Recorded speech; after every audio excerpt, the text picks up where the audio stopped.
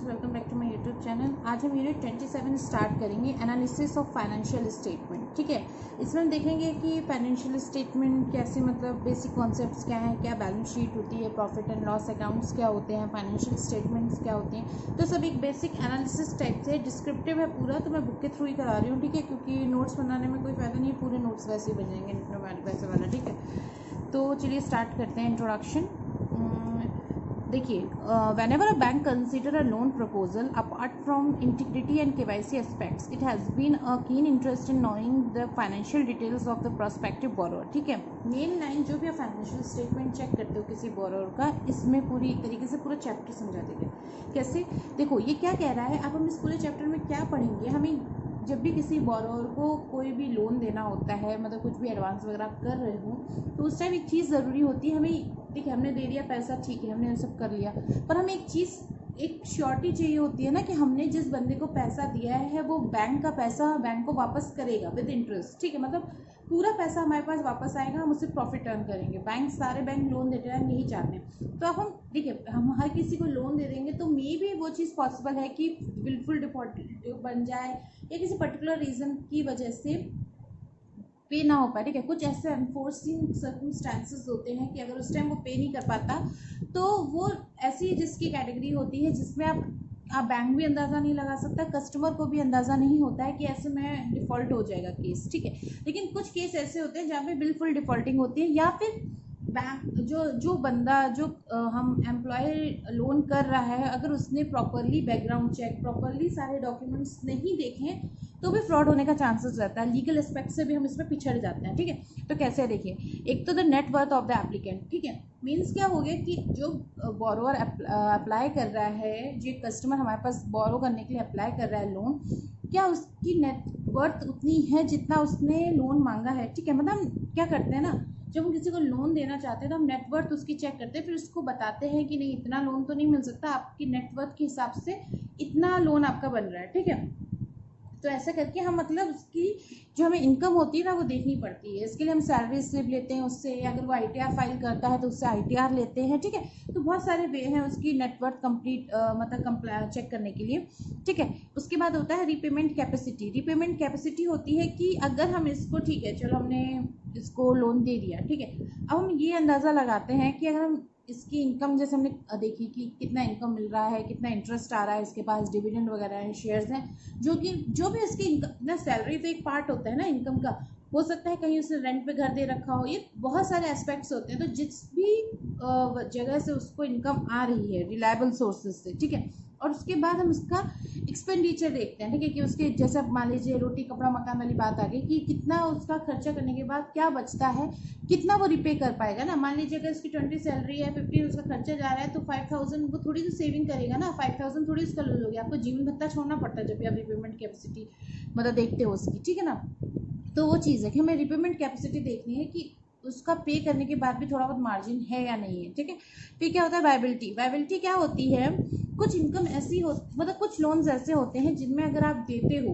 तो उनकी इनकम पे कोई इफेक्ट नहीं पड़ता। ठीक है, वो आपने लोन दिया है, ठीक है, जैसे आप मान लीजिए कार लोन की बात करते हैं, हम कार देते हैं किसी को, तो देखिए पहले कार पे क्या होता था, बंदा खुद ही यूज़ करता था, उससे उसकी कोई इनकम नहीं होती थी। लेकिन अब है इनकम। अब अगर वो चाहे तो ओला उबर में दे सकता है कार लेके बोरो करने के बाद, ताकि उससे इनकम हो। लेकिन पहले क्या होता था, कुछ ऐसे लोन्स होते थे, पर्सनल लोन हो गया, मान लीजिए उसको किसी पर्टिकुलर शादी करानी है, कुछ ऐसे पर्सनल रीजंस हैं जिसकी वजह से वो लोन लेना चाहता है, तो उस केस में क्या होता है, इससे कोई इनकम नहीं होती। बट कुछ लोन्स ऐसे होते हैं जिनसे इनकम होती है। ठीक है, जैसे हाउसिंग लोन एग्जाम्पल में आप लीजिए, आप रेंट वगैरह देते हैं तो उसके बाद वहाँ से इनकम आती है ना, जैसे आपने रेंट के लिए घर दे दिया, वेज इनकम आई, ठीक है, आप लोन भी पे कर रहे हो और आप उससे एक्स्ट्रा अर्निंग भी कर रहे हो। तो वायबिलिटी वही पॉइंट होता है जिसमें बैंक ये चेक करता है कि अगर हम इसको ये देते हैं हम लोन, तो उसके बाद इसके ऑपरेशंस और इसकी इनकम पे क्या फ़र्क पड़ने वाला है। ठीक है, क्या इससे इनकम आएगी। फिर अवेलेबिलिटी ऑफ अनइनकम सिक्योरिटीज़। ठीक है, उसके बाद हम उसकी source income, repayment, existing loans अगर कोई है, उसकी सोर्स ऑफ इनकम्स क्या है, ठीक है, एक्सपेंडिचर कहाँ कहाँ जा रहा है, उसको लोन की ज़रूरत क्या है। ठीक है, एड्रेस क्या है, वो जिस चीज़ के लिए लोन ले रहा है, हाउसिंग लोन ले रहा है, या उसका पर्पस क्या है, वो सब हम उसका जानते हैं, ठीक है। तो उसके लिए भी हम सिक्योरिटीज़ लेते हैं उस हिसाब से, जिस हिसाब से उसने लोन लिया है, जिस चीज़ के लिए लोन लिया है, जो भी सिक्योरिटीज़ बनती है वो हम सिक्योरिटीज़ लेते हैं, ठीक है। अब फाइनेंशियल स्टेटमेंट क्या होता है, देखिए फाइनेंशियल स्टेटमेंट ना एवरी जो भी हमारी बिजनेस एंटरप्राइजेज होती है वो प्रिपेयर करते हैं, ठीक है। दो टाइप से होते हैं, कौन से, balance sheet and profit and loss account, ठीक है।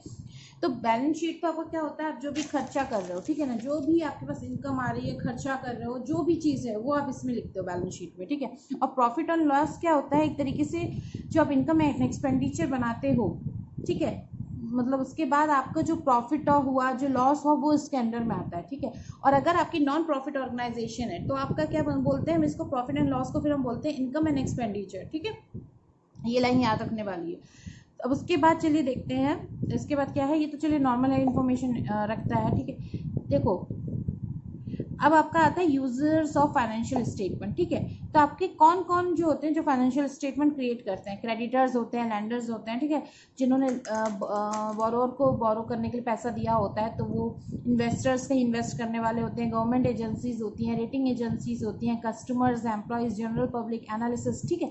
एक तरीके से देखा जाए ना तो फाइनेंशियल स्टेटमेंट हर कोई यूज़ करता है, ठीक है। इवन एक हाउस वाइफ जो होती है, जो मंथली घर मैनेज करती है, वो तक अपना बैलेंस शीट मेंटेन करती है। डिफरेंट फॉर्म्स होते हैं, डिफरेंट फॉर्मेट्स होते हैं, अलग अलग तरीके होते हैं, लेकिन सब मेंटेन करते हैं, ठीक है ना। हाउस वाइफ नहीं खर्चा देखते हैं कि हमें इतना, मुझे पैसा मिला महीने में, मैंने इतना खर्चा किया, इतना मेरी सेविंग हो रही है, तो सब देखते हैं, ठीक है। बैलेंस शीट जो होता है ना, तो इसमें ये कुछ एग्जाम्पल्स दिए हुए हैं, लेकिन इसके मतलब लगभग सब देखते हैं, ठीक है। फिर क्या है, basic concept used in preparation of financial statement, ठीक है। तो कौन कौन से कॉन्सेप्ट्स यूज होते हैं, entity concept, money measurement concept, stable monetary unit concept, going concern concept, cost concept, conservative concept, dual aspect concept, accounting period concept, accrual concept, realisation concept and matching concept. देखिए ये जो points है जो मैंने अभी आपको कॉन्सेप्ट समझाए, ये जो आपका जेआईबी का सेकंड पेपर है अकाउंटिंग, उसमें ये एक पूरा चैप्टर है जिसमें केवल हमने कंसर्न्स ही पढ़े हैं, ठीक है। इसका मैं आपको वीडियो प्रोवाइड करा दूंगी इस वीडियो के बाद में जेआईबी के अंडर में, तो आप उसको चेक कर सकते हैं, जेआईबी में मैं इसको टैग भी कर दूंगी, ठीक है। तो आप अगर इनको जो कॉन्सेप्ट्स हैं उनका डिटेल्ड एक आप पेपर रिवीजन वहाँ से कर लीजिएगा, ठीक है, क्योंकि अगर मैं इसमें बताऊंगी आपको तो मुझे पार्ट्स में डिवाइड करना पड़ जाएगा ये वीडियो, ठीक है। तो आप प्लीज़ वहाँ से आके पढ़ लेना, क्योंकि जेआईबी के कोर्स में है ये सेकेंड पेपर में, ठीक है, जो अकाउंटिंग वाला पेपर है उसमें। चलिए अब नेक्स्ट पॉइंट्स देखते हैं, legal position regarding financial statements, ठीक है। अब लीगल पोजीशन क्या होती है, देखिए घर पे बना रहे हो आप, या आपकी नॉर्मल कंपनीज हैं जो भी हैं टैक्स पे नहीं करते हैं, तो फिर वैसे वाली है, या छोटी मोटी जो ऑर्गेनाइजेशंस हैं वहाँ वो किसी भी फॉर्मेट में अपना balance sheet, profit and loss account रख सकते हैं, ठीक है। लेकिन जो प्रॉपर कंपनीज होती हैं, जो कंपनीज एक्ट 2013 के अंडर में आती हैं, उनको ना एक प्रॉपर प्रिस्क्राइब्ड फॉर्मेट होता है, उसके अंडर में ही ये सब चीज़ मेंटेन करनी होती है, ठीक है। तो देखिए फॉर्मेट ऑफ बैलेंस शीट यहाँ पे एक दिया भी हुआ है, देखो पर्टिकुलर्स है, नंबर, नोट नंबर है, figures at the end of current reporting periods, figure at the end of previous reporting period, ठीक है ना। आप करते हो ना, आप कैसे करते हो, आपको एक तो होता है आप एक बनाते हो जिसमें एक्सपेक्टेड होता है नेक्स्ट ईयर के लिए, और एक जो करंट ईयर का चल रहा है, एक आप बनाते हो जिसमें आपका प्रीवियस ईयर का रहा होता है और आपका करंट ईयर का बनाते चले जाते हो, ठीक है। लास्ट में तो खैर पूरा वैसा रहता है, ठीक है। अब देखिए फॉर्मेट क्या होता है, कंपनीज एक्ट का प्रिस्क्राइब किया है formats for both balance sheet and profit loss account, ठीक है। किसके अंडर में आता है, अंडर सेक्शन 133, ठीक है। फाइनेंशियल स्टेटमेंट जो होता है फेयर वैल्यूज देने के लिए जो अकाउंटिंग स्टैंडर्ड्स हैं एएस, उसके अंडर सेक्शन 133 के अंदर आता है, ठीक है। और कौन सा होता है, शेड्यूल 3 होता है, जो डिफरेंट क्लास ऑफ कंपनीज के लिए जो फॉर्मेट प्रोवाइड करवाते हैं, कौन किस में आता है, शेड्यूल 3 में, अंडर सेक्शन 133 शेड्यूल 3, ठीक है। अब देखिए क्या होता है, चलिए ये सब तो बाकी ऐसे ही है, ठीक है। तो फॉर्मेट आपने देख लिया ना कैसे होता है। आप देखिए इसके अंदर क्या क्या होता है, इक्विटीज़ एंड लायबिलिटीज़ होती हैं आपकी, ठीक है। इक्विटीज़ एंड लायबिलिटीज़ क्या हो गई, लायबिलिटी वो चीज़ हो गई ना जो बैंक पे लायबिलिटी है, आपको वो पैसा देना पड़ेगा, या कंपनी के टर्म में बात करें तो कि कंपनी के पास वो लायबिलिटी है, कंपनी को जब भी कोई मांगेगा या कहीं से भी जरूरत पड़ेगी तो वो पैसा उसको देना पड़ेगा, वो उसके लिए लायबिलिटी हो गई है, ठीक है। शेयर होल्डर्स फंड्स होते हैं, ठीक है, आपने शेयर कैपिटल ले रखा है, रिजर्व्स एंड सरप्लस है, money received against share warrants हैं, ठीक है। फिर share application money pending allotment है। नॉन करेंट लाइबिलिटीज़ कौन सी होती हैं? लॉन्ग टर्म बोरिंग्स हैं आपकी, डेफर्ड टैक्स लाइबिलिटीज़ हैं, अदर लॉन्ग टर्म लाइबिलिटीज़ हैं, लॉन्ग टर्म प्रोविजंस हैं आपके जो भी, तो वो नॉन करेंट लाइबिलिटीज़ में आता है। करंट लाइबिलिटीज़ कौन सी होगी? शॉर्ट टर्म बोरोइंग, ठीक है, ट्रेड पेबल्स जो होते हैं, अदर करंट लाइबिलिटीज़ होती हैं, शॉर्ट टर्म प्रोविजंस होते हैं, ये आपके सब क्या होते हैं? ये सब आपकी इक्विटी लाइबिलिटीज़ होती है, और भी होते हैं टाइप, ठीक है। अब देखिए एसेट्स में क्या होता है, आप नॉन करंट एसेट्स लेते हो, फिक्स्ड एसेट्स होते हैं जिनमें टेंजिबल होता है, इंटेलिजिबल होता है, कैपिटल वर्क इन प्रोग्रेस होता है, इंटेंजिबल एसेट्स अंडर डेवलपमेंट होता है। देखिए वैसे तो नॉर्मली ये सारी चीज़ें ही सारे जो बिजनेस फॉर्मेट्स होते हैं, जो भी आपका प्रिस्क्राइब फॉर्मेट होता है उसमें सब होते हैं, पर अगर आपकी कोई ऐसी चीज़ है जो आपकी ज़रूरत में नहीं है, इसमें यूज़ नहीं हो रही, तो आप उसको स्किप कर देते हो, एन कर देते हो, जीरो कर देते हो, ठीक है। बाकी चीज़ों की वैल्यूज आप रख के अपना पूरा प्रॉपर बैलेंस शीट बनाते हो, ठीक है ना। करंट एसेट्स आपको दे रखे हैं, current investment, inventories, trade receivables, short term loans and advance other current assets. हमने जब जेबी किया था ना, तो सेकंड पेपर जब जो था हमारा अकाउंटिंग वाला, उसमें ये सब हमने डिटेल में एकदम पढ़ा है, ठीक है ना। तो ये हमें सबको पता ही है, तो इसलिए मैं बस आपको एसेट्स एंड लायबिलिटीज और फॉर्मेट्स वगैरह क्या है वो दिखा देती हूँ, समझा देती हूँ इसमें, ठीक है। मतलब इतना डिटेल में हमें जाने की जरूरत नहीं है, क्योंकि एबीएम के अकाउंटिंग वाले पेपर में सब कुछ दे रखा है डिटेल में। अगर आपको कोई चीज़ भूल गया हो, कुछ क्लियर करनी है, तो आप जेबी वाले सेक्शन में जाके देख सकती हो, क्योंकि अकाउंटिंग के वीडियोज़ में मैं जल्दी अपलोड करना शुरू कर दूँगी, ठीक है। फिर आपका है format of statement of profit and loss, ठीक है। ये हमने देखा था, ये जो फॉर्मेट था ये बैलेंस शीट के लिए था। अब हम जो देखेंगे वो हम देखेंगे प्रॉफिट एंड लॉस के लिए, ठीक है। नेम ऑफ द कंपनी लिखी, स्टेटमेंट लिखा है, एंडेड कितना था रुपीज़ में, इतना आपने टोटल करके अंदाजा लगा लिया होता है, ठीक है। अच्छा ये कैसे पर्टिकुलर्स होते हैं? रेवेन्यू फ्रॉम ऑपरेशन कितना आया, ठीक है, अदर इनकम कितनी आई, टोटल रेवेन्यू कितना रहा, एक्सपेंसेस कितने किए आपने, कितना टैक्स पे किया, ठीक है, लॉस प्रॉफिट होने से पहले कितना था, प्रॉफिट होने के बाद कितना था, लॉस होने के बाद कितना था, ऐसे करके सारा ये पर्टिकुलर्स दिया रहता है आपके, ठीक है। उसके हिसाब से हम बनाते हैं इसको, ठीक है। अब अकाउंटिंग पीरियड क्या होता है आपका, देखिए चलिए वो देखते हैं। देखिए अकाउंटिंग पीरियड क्या होता है आपका, अप्रैल से मार्च तक का जो होता है ना, हम फाइनेंशियल ईयर मानते हैं, ठीक है। बैंकिंग टर्म्स में आपका जो, या इनकम टैक्स के रूल्स के हिसाब से जो कंपनीज एक्ट 2013 है, उसमें क्या होता है आपका, एक फाइनेंशियल ईयर अप्रैल से लेके 31 मार्च तक रहता है, ठीक है। अब 31 मार्च का क्या रहता है कि आपके पीरियड एंड होता है, ठीक है, जिसमें क्या होता है कि आपका जो भी मतलब आपने करा होता है ट्रांजैक्शन, जो भी आपका बिल बनता है, बैलेंस शीट बनती है, उसके हिसाब से आप पे एक, जब आप इनकम टैक्स पे करते हैं तो अब ज़्यादातर जून में हम लोग पे करते हैं, तो हम उसके हिसाब से कैसे अप्रैल और मार्च से लेके तक का प्रिंट देते हैं, ठीक है। अब इसके बाद क्या है, इनकम्प्लीट प्रोजेक्ट्स और नो एक्टिविटी, ठीक है। अगर देखो क्या होता है ना, तो अगर जैसे मान लीजिए कोई कंपनी है, ठीक है, उसके कोई फाइनेंशियल स्टेटमेंट्स है, अगर उसने कोई भी एक्टिविटी उस फाइनेंशियल ईयर में नहीं भी की होती है, मतलब ड्यूरिंग द जो भी अकाउंटिंग पीरियड रहता है, तो हम उसको तब भी उसको फाइनेंशियल स्टेटमेंट बनानी पड़ती है, ठीक है। ऐसा नहीं है कि इस साल हमें कोई ज़्यादा इनकम नहीं हुई, या हमने कोई प्रोजेक्ट्स वगैरह नहीं किया, या हमारे ऑनगोइंग प्रोजेक्ट्स है जिन पे कोई इनकम नहीं हुई, तो नहीं, आपको करना पड़ता है, ठीक है, सबको ही प्रिपेयर करना पड़ता है। अब आपका देख लेते हैं कंसोलिडेटेड फाइनेंशियल स्टेटमेंट, ठीक है। 2013 एक्ट्स में क्या होता है, मैंडेट होता है कंसोलिडेटेड फाइनेंशियल स्टेटमेंट के लिए सारी कंपनीज के लिए जिनकी सब्सिडरीज होती हैं या जॉइंट वेंचर्स होते हैं, ठीक है ना। जैसे मान लीजिए आप रिलायंस की बात कर लीजिए, ठीक है, उसकी खूब सारी सब्सिडरीज हैं, जॉइंट वेंचर्स हैं, ठीक है। तो एक वो तो अपनी एक मेन कंपनी की, तो सारी कंपनीज की अपनी पर्टिकुलर फाइनेंशियल स्टेटमेंट्स रहेंगी, बट वो एक कंसोलिडेटेड देगा फाइनेंशियल स्टेटमेंट जिनमें मेन कंपनी के साथ साथ उसकी जितनी सब्सिडीज़ हैं, जितने उसके जॉइंट वेंचर्स हैं, वो सारा भी उस फाइनेंशियल स्टेटमेंट में एक साथ करके पर्टिकुलर टोटल देगा एंड में, ठीक है ना। तो वो चीज़ हमारी कंसोलिडेटेड फाइनेंशियल स्टेटमेंट्स होती हैं, ठीक है।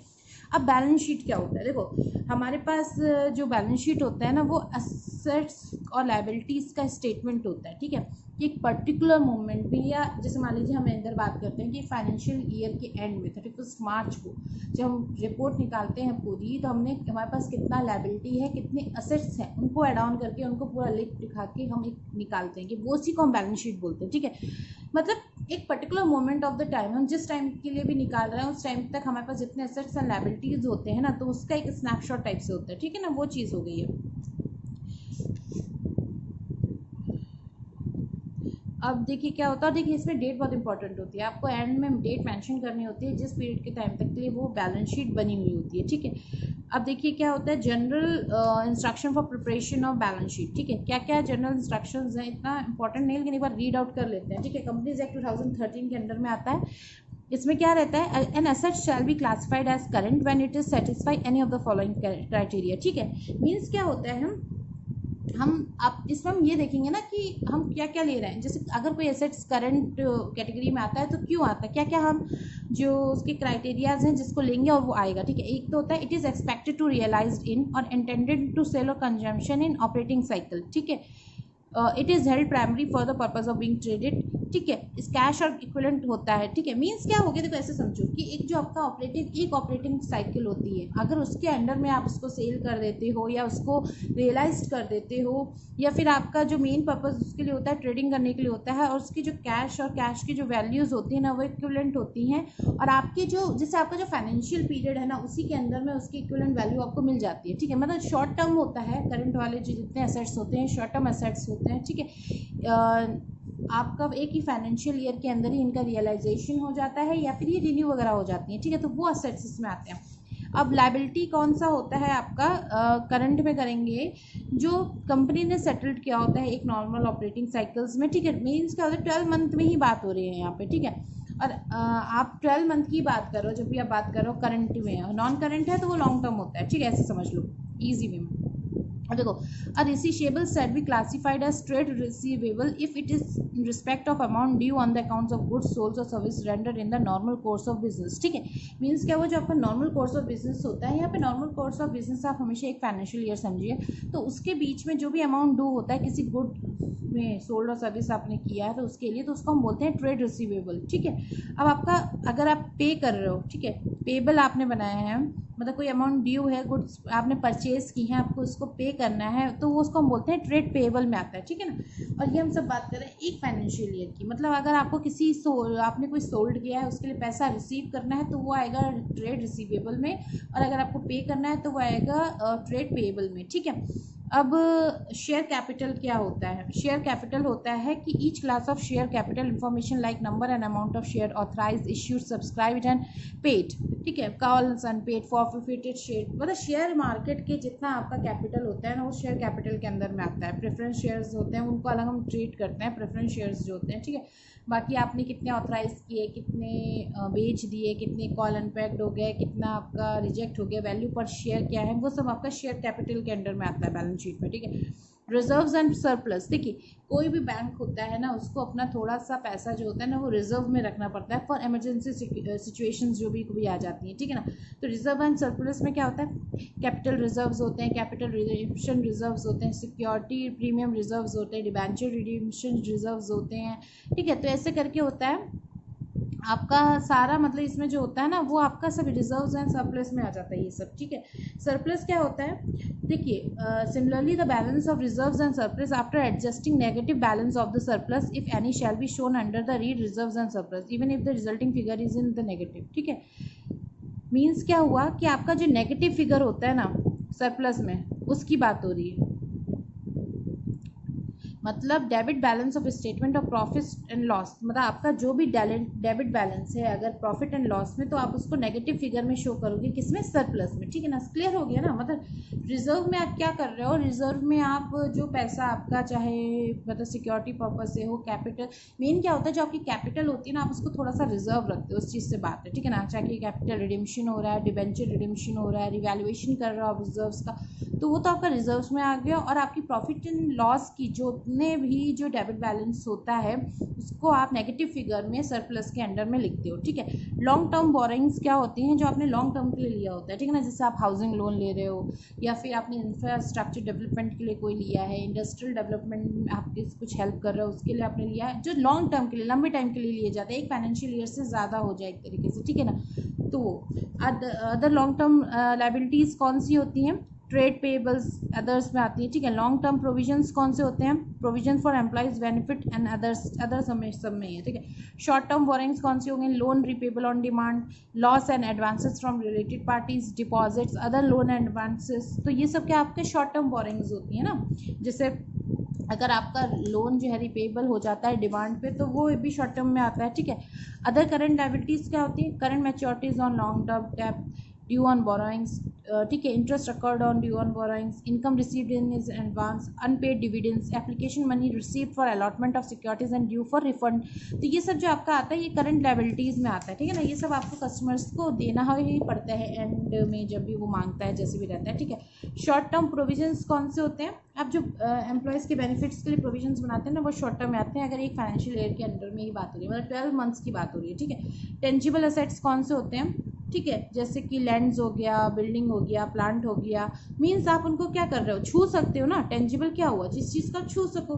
तो टेंजिबल एसेट्स वही हैं, जैसे आपका व्हीकल हाउस हो गया, मशीनरी हो गई, फर्नीचर्स हो गई, ये सब आपके टेंजिबल एसेट्स में आता है, ठीक है। इंटेलिजिबल क्या होते हैं? गुडविल है, आप ब्रांड्स बना रहे हो, कंप्यूटर सॉफ्टवेयर बना रहे हो, माइनिंग राइट्स ले रहे हो, रिसीप्ट्स वगैरह है, तो ये आपकी इंटेलिजिबल एसेट्स में आता है, ठीक है ना, अगर आपके पास इससे आप अर्निंग कर रहे हो। नॉन करेंट इन्वेस्टमेंट्स क्या होती हैं, देखते हैं। एक तो आपका जो होता है ना, देखिए लॉन्ग टर्म इन्वेस्टमेंट्स होती हैं कि ट्रेड इन्वेस्टमेंट और अदर इन्वेस्टमेंट्स में आता है, ये लॉन्ग टर्म जो आपकी करंट इन्वेस्टमेंट्स होती हैं, ठीक है। Long term loans and advances क्या होते हैं? Long term loans and advances classify करते हैं capital advances, security deposit, loan and advances to be related parties, others, ठीक है, जो भी ये सब लॉन्ग टर्म में आते हैं, लंबे टाइम के लिए आपने दे रखा है, ठीक है, कैपिटल पे एडवांस दे रखा है, चाहे कोई सिक्योरिटीज़ लेके आपने उस पर एडवांस दे रखा है, तो वो सब इसमें आता है, ठीक है। अब आपका क्या हो गया? अदर नॉन करंट एसेट्स, ठीक है। नॉन करंट एसेट्स कौन से होते हैं? लॉन्ग टर्म ट्रेड रिसीवेबल्स, ठीक है, मैंने बोला था ना, करंट का मीन्स है 12 मंथ लेके चलो, नॉन करंट है तो हम लॉन्ग टर्म में बात कर रहे हैं, और एसेट्स है तो लॉन्ग टर्म में जो एसेट्स रहेंगे हमारे पास, ठीक है ना। लॉन्ग टर्म ट्रेड रिसीवेबल हो गया आपका, secured considered good, unsecured considered goods, तो ये सब आपके इसमें आते हैं, ठीक है। करंट इन्वेस्टमेंट्स क्या होती है? जो क्लासिफिकेशन प्रोवाइड कराई गई है इसमें, ठीक है। इन्वेंट्रीज क्या हो गया? आपकी रॉ मटेरियल आप जो रख रहे हो, स्टॉक आपके पास जितना है, ठीक है, कितना वैल्यूएशन आप उसका स्टेट कर रहे हो, स्टोर्स एंड स्पेयर्स कितने हैं, वो आपके आ जाते हैं इन्वेंट्रीज में। ट्रेड रिसीवेबल अभी हमने देखा था क्या होता है कि इसका जो होता है ना पीरियड एक्जिस्टिंग 6 मंथ होता है, since the day are due for repayment should be separately status, ठीक है। ट्रेड रिसीवेबल को अगर आप सब कैटेगरीज में डिवाइड करोगे तो आपका कैसे होगा? Secured and considered good, unsecured and unconsidered good and doubtful, ठीक है ना। ऐसे ही तो रहता है, एक तो सिक्योर्ड होता है आपका ट्रेड रिसीवेबल, आप कैसे कर रहे हो, एक तो सिक्योर्ड हो गया, एक अनसिक्योर्ड हो गया और एक आपका डाउटफुल हो गया, ठीक है। तो ये आपका ट्रेड रिसीवेबल हो गया। अब cash and cash equivalents, cash से आप क्या समझ रहे हो? सीधी सी बात है, आपके पास जो कैश इन हैंड है या चेक एंड ड्राफ्ट के थ्रू आप जो कैश पे कर रहे हो, जिससे हैंड टू हैंड कैश में आ जाता है, या फिर कैश के इक्विवेलेंट ही होता है। जैसे आपने किसी को एक चेक इशू कर दिया 1 लाख का, तो वो जो 1 लाख की एक लीफ है ना, वो 1 लाख रुपीज़ के बराबर का हो गया, तो ठीक है, कैश एंड कैश इक्विवेलेंट ये होता है, ठीक है। फिर क्या हो गया? Short term loans and advances, जो आप शॉर्ट टर्म्स के लिए देते हो, ठीक है। सिक्योर्ड, अनसिक्योर्ड और डाउटफुल तो सब में ही रहना है अब, ठीक है, तो वो चीज़ हो गई। फिर आपका अदर करंट एसेट्स हैं, कंटीजेंट लाइबिलिटीज़ एंड कमिटमेंट्स हैं, ठीक है। तो ये इसके साथ ही आपका जो ये है ना, ये पूरा आपके एसेट्स एंड लाइबिलिटीज़ बता रहा है। क्या चीज़ बता रहा है? एसेट्स एंड लाइबिलिटीज़ जो भी होती है ना बैलेंस शीट में, वो चीज़ ये बता रहा है, ठीक है। नेक्स्ट देखते हैं आपका प्रॉफिट एंड लॉस अकाउंट, ठीक है। प्रॉफिट एंड लॉस में क्या होता है? ये इनकम और एक्सपेंडिचर का एंटिटी को अकाउंटिंग पीरियड में दिखाते हैं, ठीक है। Every PL and account must indicate the accounting period for which it is prepared, ठीक है। जिस फाइनेंशियल ईयर के लिए आप प्रॉफिट एंड लॉस अकाउंट बना रहे हो, उसको आपको शो करना पड़ता है, ठीक है ना। उस अकाउंटिंग पीरियड को आपको इंडिकेट करना ही पड़ता है प्रॉफिट एंड लॉस अकाउंट के में। उसमें जनरल इंस्ट्रक्शंस क्या क्या आता है, ठीक है ना। देखो क्या होता है? Revenue in respect of a company other than a finance company, revenue from operations are disclosed separately in the notes, revenue from sale of products, sale of services, other operating revenues, ठीक है। Excise duty जो आपको मिल रही है, तो वो सब revenue में आ जाता है। फाइनेंस कॉस्ट क्या होती है? कितना इंटरेस्ट एक्सपेंस हुआ, अदर बोरोइंग कॉस्ट कितनी आई, एप्लीकेबल कितना है नेट गेन और लॉस आपको, ठीक है, फॉरेन करेंसी ट्रांजैक्शन ट्रांजिशन में, तो ये आपका फाइनेंस कॉस्ट में आ जाता है। अदर इनकम कौन कौन सी है?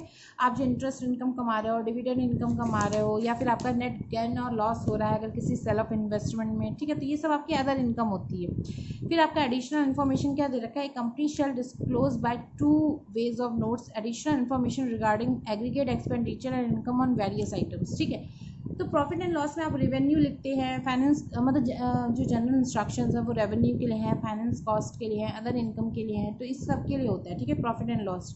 अब फंड फ्लो और कैश फ्लो स्टेटमेंट्स क्या होते हैं? कैश फ्लो स्टेटमेंट्स जो होती है ना, थोड़ा सा ही डिफरेंस होता है, ज़्यादा होता नहीं है। अगर आपकी लायबिलिटी साइड में जो है वहाँ इंक्रीज़ हो रहा है एसेट साइज में डिक्रीज हो रहा है, तो इट मीन्स क्या है, आपके और फंड्स बढ़ रहे हैं, एडिशनल आ रहे हैं फंड्स आपके, ठीक है, आपको एडिशनल पे करना पड़ेगा। अब एक टाइम आएगा जब आपके एसेट से डिक्रीज होगा और जो लाइबिलिटी है, ठीक है ना, वहाँ पे क्या होगा, सॉरी, एसेट्स में इंक्रीज होगा और इस बार लाइबिलिटी में डिक्रीज होगा, तो आप वो जो है आपने फंड यूज़ करिए, ठीक है। मीन्स क्या हुआ, आप पे थोड़ा सा कर्जा घटा ना, कर्जा कम हुआ ना, अगर आपकी लाइबिलिटी कम हो रही है तो कर्जा कम हो रहा है। तो इस टाइप के जो होता है ना, फंड्स का फ्लो जो होता है ना, चाहे इधर लाइबिलिटी एसेट साइड बढ़ रही है, लाइबिलिटी साइड घट रही है, लाइबिलिटी साइड बढ़ रही है, एसेट साइड घट रही है, तो ये जो फंड्स, ये जो फ्लो हो रहा है इस और फंड्स के थ्रू जो होता है, तो उसको फंड्स फ्लो स्टेटमेंट बोलते हैं, ठीक है। किसी भी इंटरवेनिंग पीरियड के लिए हो सकता है। और अब आपका क्या करते हो कि जब आप एसेस करते हो, जो आप कैश ये जो बनाते हो ना कैश फ्लो स्टेटमेंट, उसमें क्या होता है ना, जो आपका कैश बजट बन रहा है, आप प्रिपेयर कर रहे हो एक्सेसिंग करने के लिए कि कितना वर्किंग कैपिटल फंड है बैंक के साथ, कितना आपका कैश यूज़ हो रहा है या उसके इक्विवेलेंट कुछ यूज़ हो रहा है, तो वो आपका कैश फ्लो स्टेटमेंट कहलाता है, ठीक है ना। ये चीज़ होती है, ज़्यादा डिफरेंस होता नहीं है, ठीक है।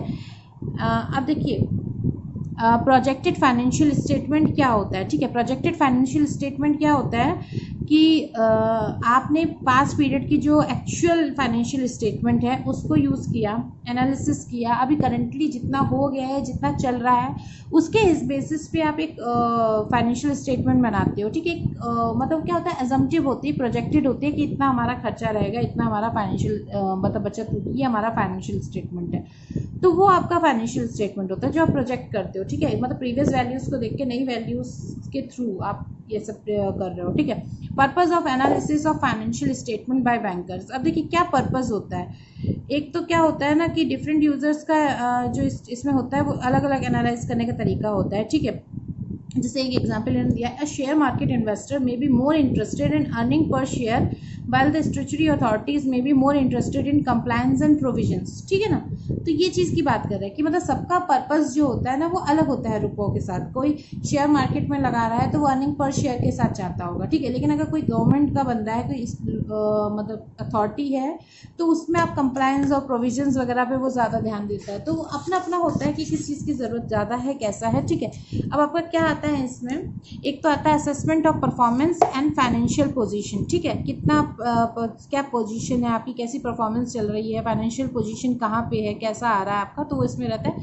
प्रोजेक्शन ऑफ फ्यूचर परफॉर्मेंस, ठीक है। आप पास्ट परफॉर्मेंस को देखा आपने, प्रेजेंट परफॉर्मेंस को देखा और उसके बेसिस पे आप फ्यूचर परफॉर्मेंस को एजम्पशन ले रहे हो, ठीक है। इतना अंदाज़ा लगा रहे हो कि हमारा फ्यूचर का जो रहेगा इतना रहेगा खर्चा, इतना रहेगा हमारी बचत, ठीक है, इतना हम कमाएंगे। डिटेक्टिंग डेंजर सिग्नल्स, ठीक है। इसमें क्या होता है, अगर हमारा कोई फाइनेंशियल, जैसे एक तरीके से अगर फाइनेंशियल हेल्थ की बात करें कि हमारा कंपनी में कुछ प्रॉब्लम हो रही है, फाइनेंशियल बर्डन पड़ रहा है, कुछ भी हो रहा है, तो हम उसको डिटेक्ट कर सकते हैं। अगर हम फाइनेंशियल स्टेटमेंट बनाएंगे एक तो हमें अंदाज़ा रहेगा कि हम जो पैसा खर्चा कर रहे हैं कहाँ कर रहे हैं, कहाँ फालतू जा रहा है, कहाँ कैसा हो रहा है, कहाँ पे हमसे मतलब फ्रॉड हो गया हमारे साथ, हमें सारी जानकारी मिल जाती है। तो एक तरीके से डेंजर प्रिवेंशन वाली बात आ जाती है जब हम फाइनेंशियल स्टेटमेंट्स यूज़ करते हैं, ठीक है।